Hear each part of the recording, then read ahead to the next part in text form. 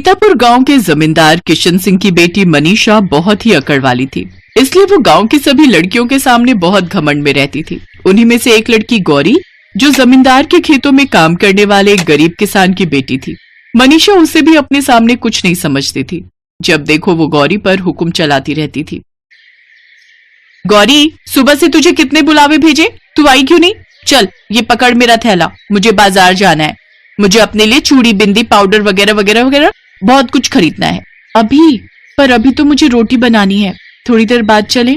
नहीं, थोड़ी देर बाद नहीं, अभी चल। फिर मेरे पास समय नहीं है। और अब तू मुझे मना मत करना, क्योंकि तू जानती है अगर तू मुझे मना करेगी तो मुझे गुस्सा आ जाएगा। फिर मैं बापू को बोलूंगी, और बापू को तू जानती है अगर किसी बात पर मैं नाराज हो जाऊं तो बापू तुम सब पर बहुत गुस्सा करेंगे। गौरी बिटिया, रोटी मैं बना लूंगी, जा तू इसके साथ चली जा। बेकार में कभी जमींदार साहब गुस्सा करे। पर माँ, तुम अभी अभी खेत से काम करके आई हो, तुम भी तो थकी हुई हो। कोई बात नहीं बिटिया, तू इसे जानती है कि ये कैसी है। अगर इसने तेरी शिकायत जमींदार साहब से कर दी तो वो सारा गुस्सा मेरे ऊपर और तेरे बापू के ऊपर निकाल देंगे। ठीक है माँ, पर मैं जल्दी आने की कोशिश करूंगी। ज्यादा काम मत करना, तुम आराम कर लेना। मनीषा गौरी को ऐसे ही तंग करती थी, पर गौरी की मजबूरी थी उसकी बातों को मानना। इसी बात का फायदा हमेशा मनीषा उठाती रहती थी। मनीषा, हम बहुत देर से बाजार निकले हुए हैं, घर चले अब, माँ इंतजार कर रही होगी। रुक, अभी तो आए हैं, मुझे वो सामने की दुकान से अपने लिए झुमके लेने। भैया, ये झुमके कैसे दिए? 30 रुपए जोड़ी है। एक काम करो, ये वाला और वो दोनों भी, ये सारे कर दो। देख गौरी, ये झुमका मुझ पर कैसा लग रहा है? बहुत सुंदर लग रहा है मनीषा, ले लो, तुम पर बहुत अच्छा लगेगा। वो तो लगेगा ही, इस पर कहने वाली कोई बात नहीं है। आखिर गांव के जमींदार की बेटी हूँ, मुझ पर सब कुछ अच्छा लगता है। तुझे पता है बापू ने मेरी शादी के लिए बहुत कुछ सोचा हुआ है। शादी से याद आया, कल मुझे लड़के वाले देखने के लिए आ रहे हैं। वीरपुर गांव के जमींदार का बेटा है। पता है कितने पैसे वाले लोग हैं? बापू कहते हैं मैं तो राज करूंगी, राज। और वैसे एक बात कहूँ, मैं तुझे ये सब क्यों बता रही हूँ? तू तो ठहरी गरीब नौकर की बेटी, जो हमारे यहाँ नौकर है। तू ये सब बातें नहीं समझेगी, क्योंकि मुझे पता है तेरी शादी तो इसी गांव में किसी किसान के बेटे से ही होगी। मेरे दिमाग में एक विचार आया है, अगर मेरी यहाँ बात पक्की हो जाती है तो मैं अपने होने वाले पति को कह दूंगी कि उनके घर में कोई नौकर हो, क्या पता वो अच्छा हो, तो हम तेरी शादी उससे कर देंगे। फिर तुझे कहीं काम ढूंढने की भी जरूरत नहीं पड़ेगी। तू अपने पति के साथ आराम से मेरी ससुराल में नौकरी करना। गौरी चुप हो जाती है। वो जानती थी कि मनीषा का स्वभाव कैसा है। मनीषा की शादी पक्की हो जाती है और वो अपनी शादी की तैयारी में लग जाती है। मनीषा शॉपिंग के लिए शहर जाती है तो गौरी को अपने साथ लेकर जाती है। भैया, मुझे तो महंगे से महंगा ब्राइडल लहंगा दिखाना, मैं अपनी शादी में इतनी सुंदर लगूं कि आसपास के गांव वाले देखते रह जाएं। बहन जी, हमारी दुकान का सबसे बढ़िया महंगा लहंगा है, पूरे 3 लाख का है। ये तो बहुत सुंदर लहंगा है, ये लहंगा मेरे ऊपर बहुत अच्छा लगेगा। पर अभी तो मैं इतनी थक चुकी हूँ कि इसको पहनकर देखने की बिल्कुल हिम्मत नहीं हो रही। एक काम कर गौरी, ये लहंगा तू पहन के दिखा, अगर सही लगेगा तो मैं यही ले लूंगी। पर मैं कैसे पहन सकती हूँ? ये तो तुम्हारा दुल्हन का लहंगा है ना? तो मैं कौन सा तुझे ये कह रही हूँ कि ये तेरा दुल्हन का लहंगा है। मैं जानती हूँ ये मेरा दुल्हन का लहंगा है। वैसे भी तुझ जैसी गरीब का ये ब्राइडल लहंगा हो भी नहीं सकता। ये तो तुझे मैं मौका दे रही हूँ सिर्फ पहन कर दिखाने के लिए। चल जा, अब जितना कहा है उतना सुन, मैं बहुत थक चुकी हूँ, मुझे गाँव भी वापस पहुंचना है, बहुत सारे काम है।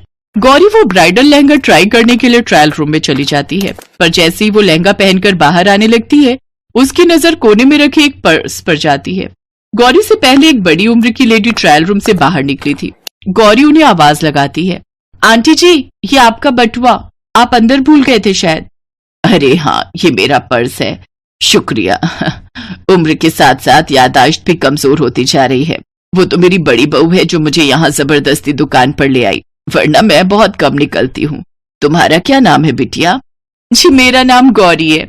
अच्छा, तो अपनी शादी का लहंगा पसंद करने आई हो? ये लहंगा तुम पर बहुत सुंदर लग रहा है। जी, ये मेरा लहंगा नहीं है, हमारे गांव के जमींदार साहब की बेटी है, उसकी शादी है, तो वो अपना लहंगा लेने आई थी। वो थोड़ी थकी हुई है, इसलिए उसने मुझे बोला कि मैं ये पहनकर उसे दिखा दूं। बस वही देख रही थी, तभी आपके बटुए पर मेरी नजर पड़ गई। अच्छा, वैसे कौन से गांव की हो तुम? जी, हम लोग सीतापुर गांव से आए हैं। सीतापुर गांव से? अच्छा, वहां के जमींदार तो मुझे बहुत अच्छे से जानते हैं। खैर, तुमसे मिलकर अच्छा लगा। तभी मनीषा गुस्से में आ जाती है। क्या बात है गौरी, मैं इतनी देर से तुम्हारा वहां बैठकर इंतजार कर रही हूँ और तुम यहाँ लहंगे को देख रही हो। अरे तुम भूल क्यों जाती हो कि तुम जैसी गरीब के लिए ये लहंगा नहीं बनाए। ये सिर्फ मैंने तुम्हें पहनकर देखने के लिए बोला था। ये लहंगे खरीदने की तुम्हारी औकात नहीं है। ये लहंगा सिर्फ मैं ही खरीद सकती हूँ। अपने सपने से बाहर आओ। बस मैंने देख लिया, बहुत अच्छा लग रहा है, जाओ जाकर बदल कर आओ। वो लेडी देखती है कि मनीषा गौरी से बहुत बुरी तरह बात कर रही है। गौरी की आंखों में शर्म से आंसू आ जाते हैं और वो वापस ट्रायल रूम में लहंगा बदलने के लिए चली जाती है। अगले दिन गौरी जब तैयार होकर मनीषा के घर जाने लगी, तभी उसके घर के बाहर एक कार आकर रुकी। आंटी जी आप, और यहाँ आपको मेरे घर के बारे में कैसे पता चला? माँ, ये कल मुझे शहर में जिस दुकान से मनीषा ने लहंगा लिया ना, वहां मिली थी। नमस्ते। कल गौरी से मिलने के बाद मैं इसे भूल ही नहीं पाई। घर जाकर मैंने अपने बड़े बेटा बहू और छोटे बेटे से इस बारे में बात की। बहन जी, भाई साहब, मैं गौरी को अपने घर की बहू बनाना चाहती हूँ। मैं अपने छोटे बेटे राघव के लिए आपकी बेटी गौरी का हाथ मांगती हूँ। गौरी के माता पिता की खुशी का ठिकाना नहीं था। शहर के इतने बड़े अमीर खानदान से उनकी बेटी गौरी का रिश्ता आया था। राघव को भी गौरी बहुत पसंद आती है और यकीनन गौरी देखने में सुंदर भी बहुत थी, मानो कीचड़ में कमल। राघव और गौरी का रिश्ता तय हो जाता है। मनीषा की शादी के तुरंत बाद ही गौरी की भी शादी थी। मनीषा अपने पति के साथ उसकी शादी अटेंड करने आई थी। आओ मनीषा, अपनी सहेली से नहीं मिलोगी? देखो कैसा लग रहा है हमारी बहू का लहंगा। पूरे 5 लाख का है। तुम्हारा कितने का था? जी मेरा इससे कम का था, 3 लाख का। अच्छा आंटी जी, मुझे ना मेरे हस्बैंड बुला रहे हैं, हम लोग बस निकलने ही लगे थे। मनीषा का मुंह उस समय देखने वाला था। आज उसे सही सबक मिला था। कहते हैं व्यक्ति की किस्मत कब पलट जाए कोई नहीं जानता। हमारी जिंदगी में जो हम सोचते हैं वैसा बिल्कुल नहीं होता। सब कुछ हमारी सोच के विपरीत होता है, जैसा गौरी के साथ हुआ। जिस ब्राइडल लहंगे को पहनने की उसने जीवन में कामना भी नहीं की थी, उसके अच्छे कर्मों के कारण आज उस ब्राइडल लहंगे के साथ साथ ढेरों ऐशो आराम के सुख, अच्छा पति, अच्छा ससुराल, सब कुछ उसकी अच्छी किस्मत के कारण उसे मिल गया था। सूरजपुर नाम का एक गांव था जहां पर कोमल नाम की एक लड़की रहा करती थी। कोमल का स्वभाव उसके नाम की तरह ही कोमल था। वो हर किसी की मदद करती और हर किसी से प्यार से बात करती। कोमल की माँ उसके बचपन में ही गुजर गई थी, जिसके बाद कोमल के पिताजी ने दूसरी शादी की। कोमल की सौतेली माँ सीमा बहुत कठोर दिल की थी। वो कोमल को हरदम मारती और डांटती रहती थी और उससे घर का सारा काम कराती, लेकिन अपनी असली बेटी प्रिया को बिल्कुल रानी की तरह रखती। कोमल के पिता कमाने के लिए शहर गए थे, इसीलिए सीमा और प्रिया दोनों कोमल पर हुक्म चलाया करती थी।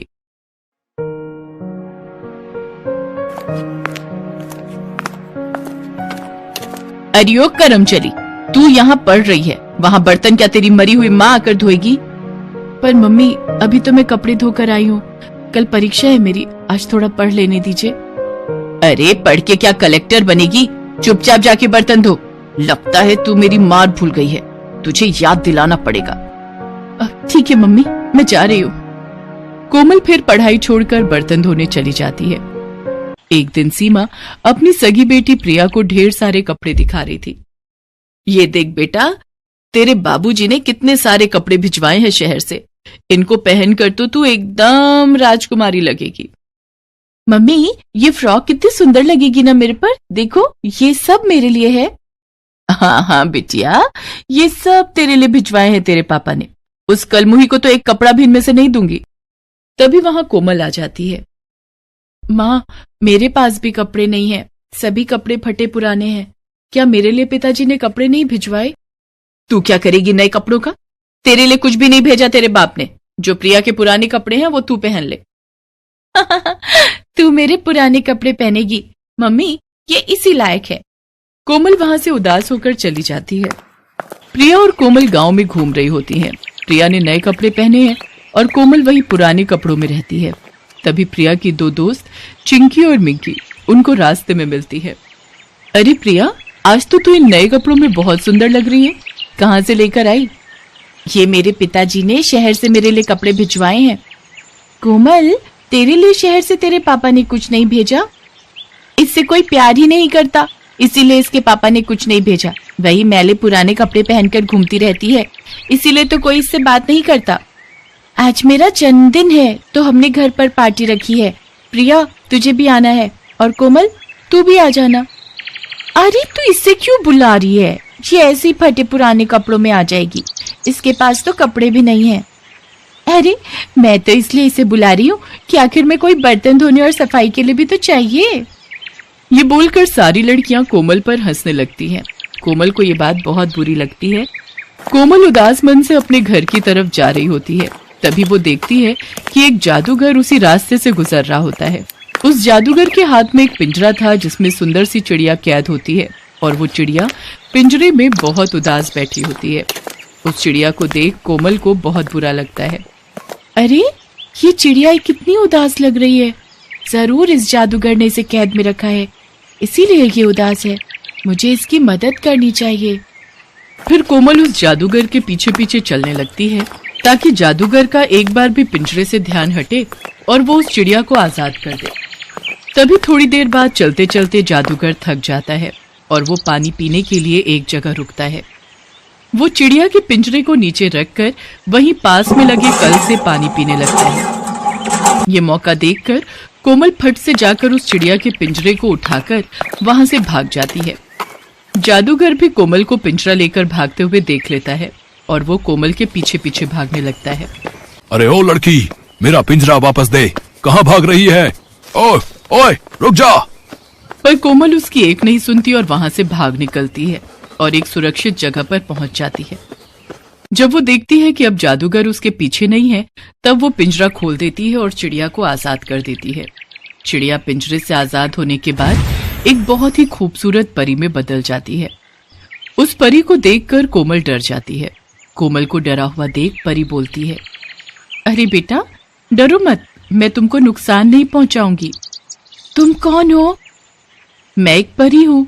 मुझे उस जादूगर ने अपने जादू से एक चिड़िया बना दिया और इस पिंजरे में कैद कर लिया था, लेकिन तुमने मुझे आकर उस जादूगर की कैद से छुड़ा लिया। तभी वहां जादूगर पहुंच जाता है। अरे ओ लड़की, तेरी हिम्मत कैसे हुई इस पिंजरे को लेकर भागने की? चल मेरा पिंजरा वापस दे। नहीं नहीं, ये पिंजरा इसे मत देना, वरना ये फिर मुझे इसमें कैद कर लेगा। तू मानेगी मेरी बात या नहीं? तू जानती है मैं कितना खतरनाक हूँ। चुपचाप इस पिंजरे को मेरे हवाले कर दे, वरना तुझे अपने जादू से पत्थर का बना दूंगा।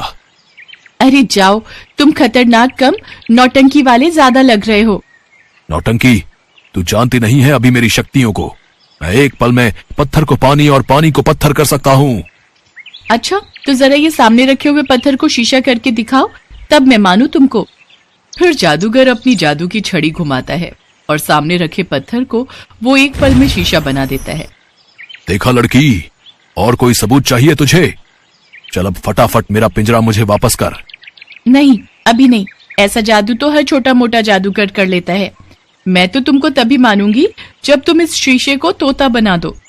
अच्छा, तो ये ले। जादूगर अपने सामने रखे शीशे की तरफ छड़ी घुमाता है और उस शीशे पर जादूगर का ही चेहरा आ रहा था, और छड़ी घुमाते ही वो जादू उस शीशे से रिफ्लेक्ट होकर जादूगर पर पड़ जाता है, जिससे वो जादूगर खुद तोता बन जाता है।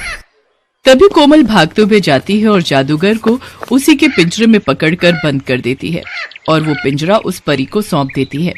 अरे वाह, तुमने तो बहुत चतुराई और आसानी से इस जादूगर को हरा दिया। अब ये जादूगर किसी को भी परेशान नहीं करेगा, और तुमने जो आज मुझ पर इतना बड़ा उपकार किया है, मैं इसको कभी नहीं भूलूंगी। इसीलिए तुम मुझे अपनी कोई भी एक ख्वाहिश बताओ, मैं वो पूरी कर दूंगी। मेरे पास कोई अच्छे कपड़े नहीं है, इसीलिए मेरा कोई दोस्त भी नहीं है। आप मुझे क्या एक अच्छा कपड़ा दे दोगी? बस एक कपड़ा? अभी रुको। तभी वो परी एक चुटकी बजाती है और एक सुंदर सा गाउन सामने आ जाता है। वो गाउन इतना सुंदर होता है कि उसे देखने के बाद कोमल की आंखें उससे हट ही नहीं रही थी। ये लो, ये गाउन अब से तुम्हारा है, और ये कोई मामूली गाउन नहीं है, ये एक जादुई गाउन है। अगर तुम इसे पहनोगी तो सभी लोग तुम्हारी तरफ ही आकर्षित होंगे और सब तुमसे दोस्ती करना चाहेंगे। और ये गाउन हमेशा साफ ही रहेगा, ये कभी गंदा नहीं होगा, और तुम जो भी रंग मन में सोचोगी ये गाउन उसी रंग का हो जाएगा। बस तुमको ये मंत्र बोलना पड़ेगा कि सुन गाउन, मैं चाहूं कि इस रंग का बन जा तू, और ये हमेशा तुम्हारी मदद भी करता रहेगा। तुम जो भी कहोगी ये गाउन वो सारे काम चुटकियों में कर देगा। बस तुमको एक बात का ध्यान रखना है, ये गाउन सिर्फ तब तक ही साफ और जादुई रहेगा जब तक तुम्हारा मन साफ होगा। अगर तुम्हारे मन में छल कपट और लालच आ जाएगा तब इसकी शक्तियां उसी दिन चली जाएंगी। ये लो, अब तुम इसे रख लो। चलो अब मैं भी चलती हूँ। वो गाउन कोमल को देकर परी वहां से उड़कर चली जाती है। कोमल भी परी की बात मान लेती है और वो गाउन लेकर घर आ जाती है। कोमल वो गाउन को हाथ में लिए निहार रही होती है और मन में सोचती है, क्या जो वो परी बोल रही थी वो सच है? क्या ये सच में कोई जादुई गाउन है? एक बार इसे पहनकर देखती हूँ। फिर कोमल वो गाउन पहनने चली जाती है। फिर थोड़ी देर बाद वो गाउन पहनकर कमरे में आती है और शीशे के आगे खड़ी हो जाती है और वो अपने आप को शीशे में देखकर दंग रह जाती है। कोमल वो गाउन पहनने के बाद एक परी की तरह लग रही थी। ऐसा लग रहा था कि उससे ज्यादा सुंदर और कोई है ही नहीं इस दुनिया में। सच में उस गाउन में ऐसा जादू था जो एक आम लड़की को परी बना दे रहा था। अरे वाह, मैं कितनी अच्छी लग रही हूँ इस गाउन में।